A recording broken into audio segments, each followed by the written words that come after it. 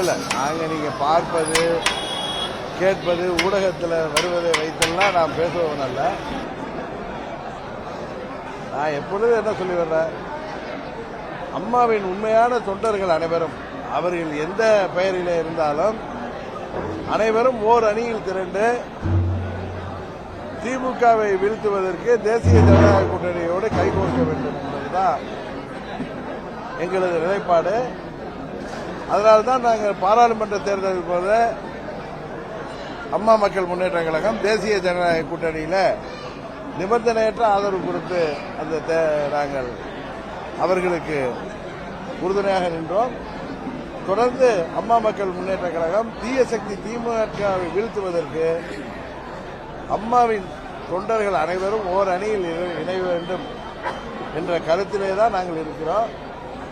அதுபோலமல்ல, எந்தெந்த கட்சிகள் எல்லாம் திமுக ஆட்சி முடிவுக்கு வர வேண்டும், இது மக்கள் விரோத ஆட்சி, சட்டம் ஒழுங்கு சந்தி சிரிக்கின்ற ஆட்சி, அனைத்து தரப்பு மக்களும் பாதிக்கப்பட்டு கொதித்து போயிருக்கின்ற இந்த ஆட்சியை முடிவு கொண்டு வர வேண்டும் என்றால் மற்ற கட்சிகளும் தங்கள் வாக்குகளை வீணடிக்காமல் எங்கள் கூட்டணிக்கு ஆதரவு தர வேண்டும் என்று நான் தொடர்ந்து பலமுறை உங்கள் வாயிலாக சொல்லி வருகிறேன்.